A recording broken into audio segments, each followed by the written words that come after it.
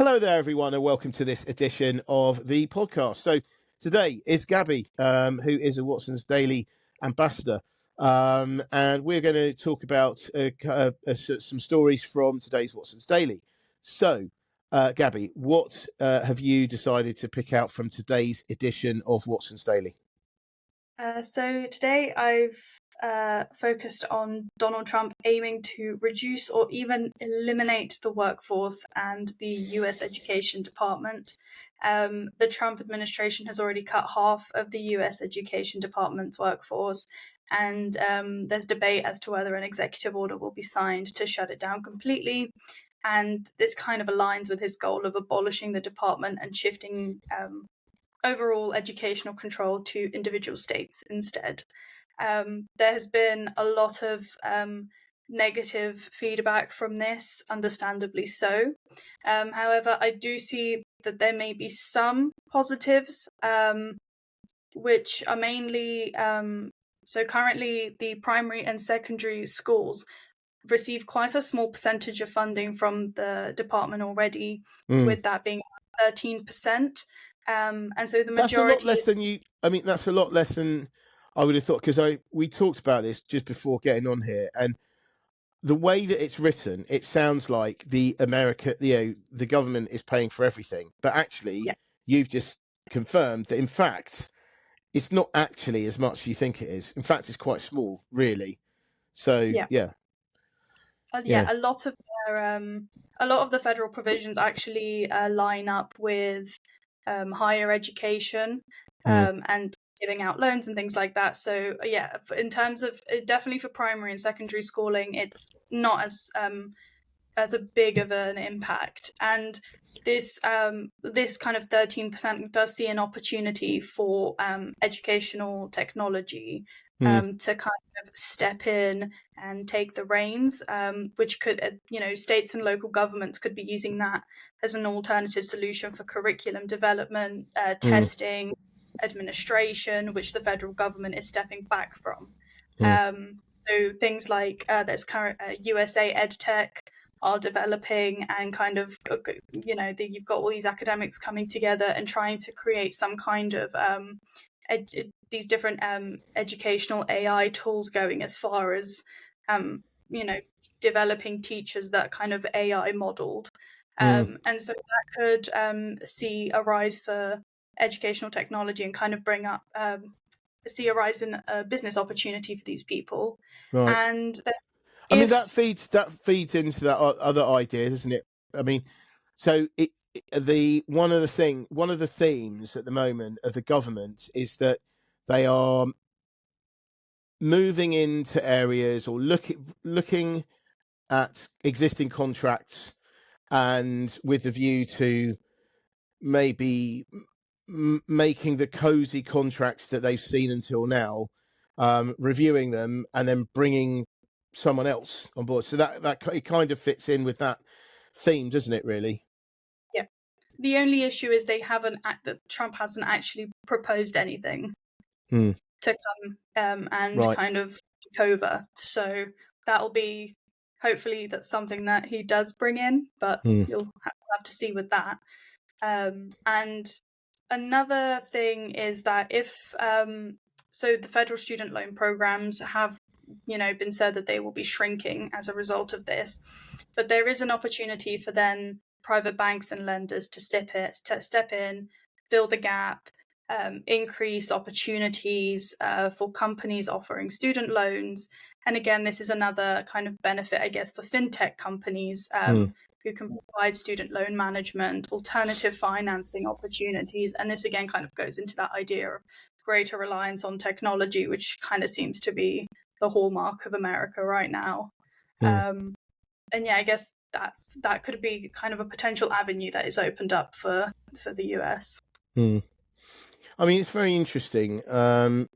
You were saying earlier on about how, because I was thinking, how many people is this going to affect? Because I was under the impression that in the UK, roughly 40% of people go to university, Although back in the midst of time when I went to university, apparently it was only 10%. But I don't know. I mean, that's a long time ago. In the States, how much was it? So it was about 70% going to university in 2024. So that includes includes both private and then community colleges and things like that. Yeah, that's a lot, though, isn't it? That, I mean, that's a lot, and it does sound to me that potentially this will be a case of rich kids, etc., being okay because it was only whatever 10 to 13% or something, but people from a less well-off backgrounds are not going to do so well because there won't be so much funding around, in theory. So with so if federal support is reduced, what you'll naturally see is higher education costs, and what you might even see is that poorer states are struggling to maintain those costs, requiring educational institutions to increase prices even more.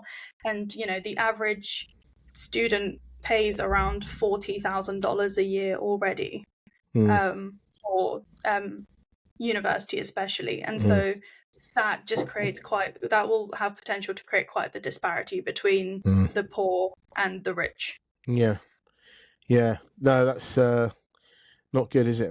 That so is there anything else you wanted to say on that subject at all? I think the only thing I did want to add is that if prices increase, what you could see is lower college enrollment rates. And while this isn't such a large aspect or impact of this, what you could see is then other businesses that rely on college students predominantly suffering as a result. So things like textbook publishers, housing companies, and then just campus-related services in general. They would see quite a hit because you will naturally see a decrease of students coming in because you won't have things like the Pell Grant provide opportunities. Yeah. Just out of interest, I mean, I would have thought that textbooks anyway are on their way out, aren't they? I mean, how much do you? What do you? What would you? So for example, I mean, here at university, a lot of it is very much computer based, so you can download everything. But I do there still seems to be a bit of a culture in US universities where lecturers encourage their students to still buy the textbooks. Oh, really? Interesting. Kind of, it's either that or they're encouraged to for example, here I know our lecturers always say, go and photocopy these, just go photocopy these, because they get the revenue from, I think it's 20p per photocopy or something like that. Really? Yeah. Wow. Wow. Good Lord. Or per click they get 3p. So it'll still have that kind of trickle down effect. Wow. Yeah, my lecturer likes to make a joke where just keep clicking the textbook, guys. Wow. I did not know that. I'll tell you what, I mean, I don't know whether this still goes on, but I do remember. So again, this was a long time ago when I was at uni, but what used to happen was so when I did law and Japanese at uni, and when we got the law, so we have to do these seminars, right? And we'd have a scenario described in the seminar, and then described in the this whatever he set the lecturer had set us, and then there would be, you have to answer these questions, and then they had a reading list of what you had to read in order to be able to answer those questions. And the absolute classic was that so there were some books that there weren't that many in the library, right? And you knew this. So what would happen is, as soon as you knew what it was, you would race to not that I would do this, I hasten to add, some people who were competitively minded would go to the library as soon as possible, find the book, and then hide it somewhere else in the library, usually in like somewhere like the psychology section or something, so that no one knew where it was, so that they can then go and get it when they could, and avoid the competition, i.e. other students getting the book. I mean, it was pretty awful. I mean, there were most of the time it was okay. But there were some times that you knew that this was going on, and it was quite amusing. But I'm hoping that doesn't need to, that kind of level of competition doesn't need to happen these days. But and as I say, I did not resort to such tactics. I think, actually, no, I lie. Maybe I think I might have done it once. Because I was getting so annoyed with everyone doing it to me that I thought, right, I'm going to do it myself. And I think I did it one time or something. But anyway, there you go. So a long time confession there. Yeah. So yeah, exactly. Although that, everyone, all kids at home, especially, don't do that. Don't do the wrong thing. Right. Okay. So let's move on then. So I am going to talk about. I'm going to talk about what is going on with Musk and his companies. So I would say, and this is just an opinion, that ever since that photo of him jumping up with his stomach hanging out and a hat and doing that funny thing in the air in Trump's election campaign, he has been spouting all sorts of quite negative stuff. And I think that since then, particularly, although he had been spouting this stuff quite a while beforehand, but since then, very much associated with Trump. And anyway, so what seems to have happened, because he has been associated with Trump and seen to be aggressive, particularly aggressive,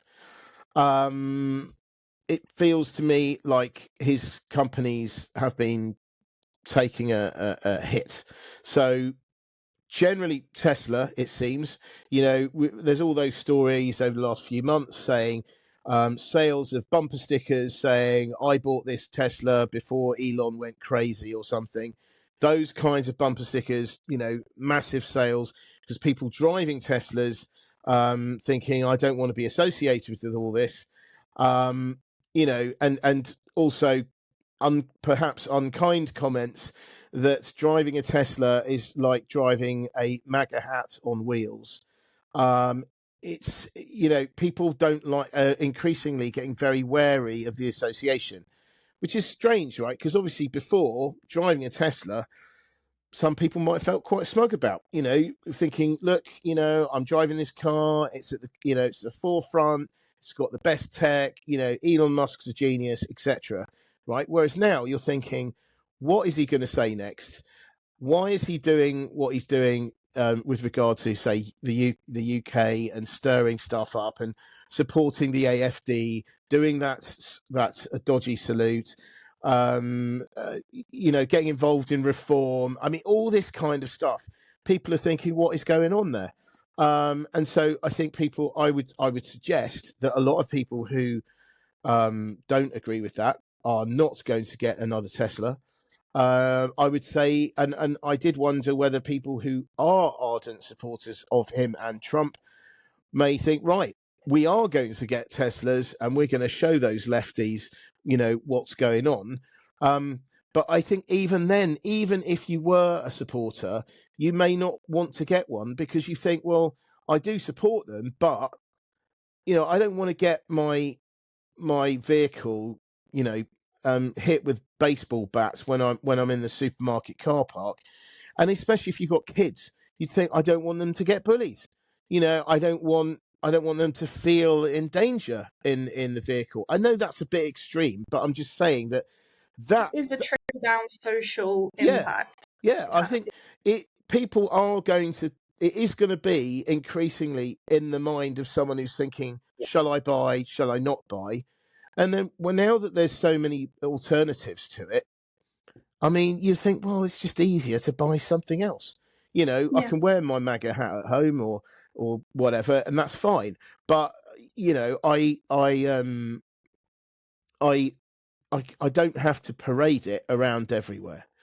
So anyway, so it seems Tesla's really suffered, and it looks like Starlink is potentially the next one to suffer, because I mean it's pretty shocking. It's another one of those. It's like that Friday night, thing, the infamous Trump versus Zelensky thing a couple of weeks ago on that infamous Friday night, where there was a lot of bullying going on, and most recently, I think it was Secretary of State Marco Rubio and Elon Musk basically ganging up on the Prime Minister of Poland, calling him a little man, and or a small man, for pushing back on this whole thing of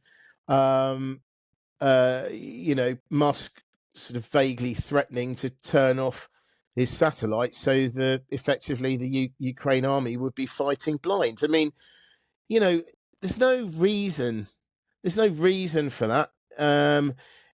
Musk isn't elected.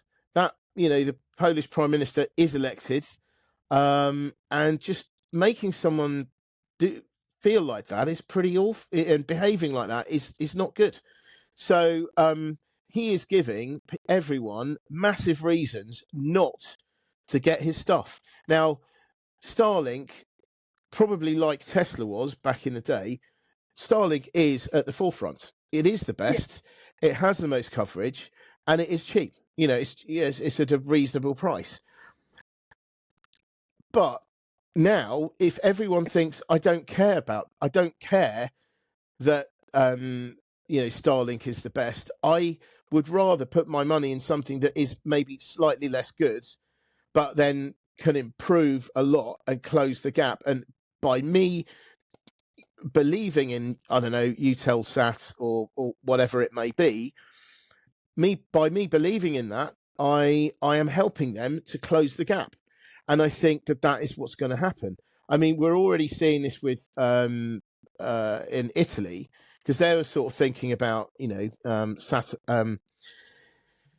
Starlink, but now they're thinking actually maybe not. And there was another article in What's the Daily today about Leonardo, as in the Italian defense company, nothing to do with Mutant Ninja Turtles, or in fact the famous artist. But it was all about how they are looking to launch satellites as well. So everyone is having, it seems that Musk is torpedoing his own reputation among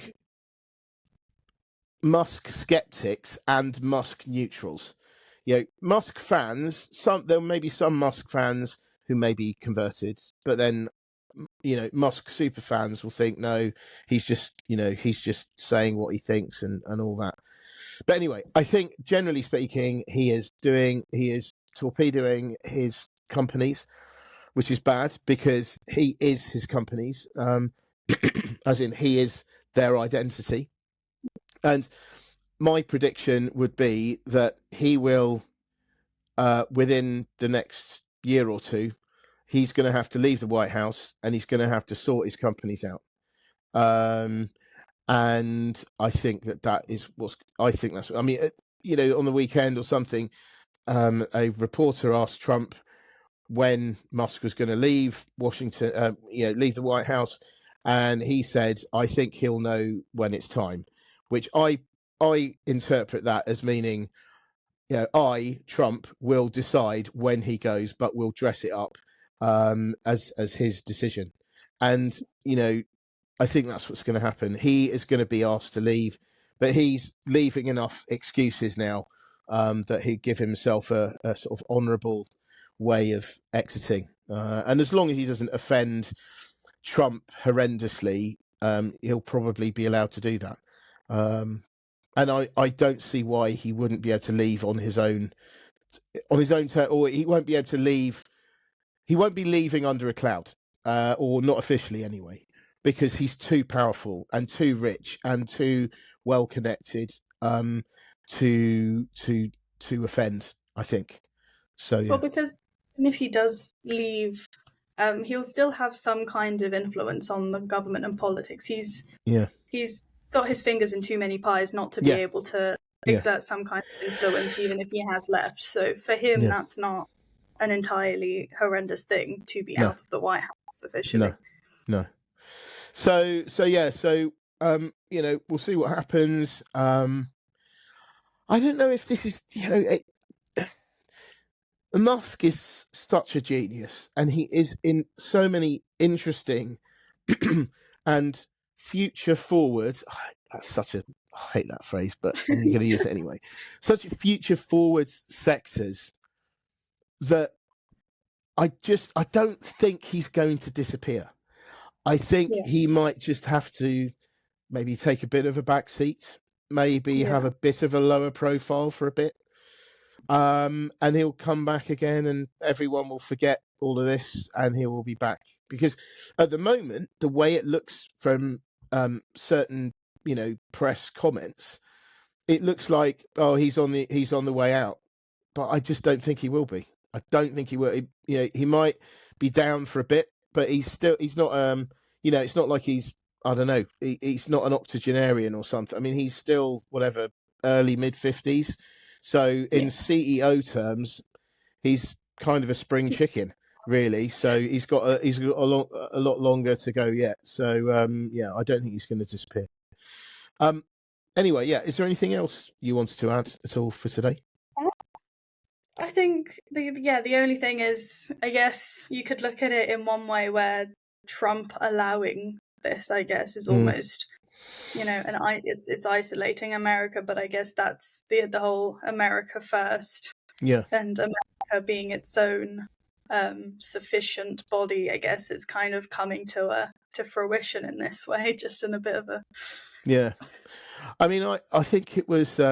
I forgot whether it was that Wall Street Journal article, the FT anyway, but that just, I mean, it was such an unusual thing to say that the world's most powerful man was offering to help the world's richest man out by buying one of his products, buying a Model Y.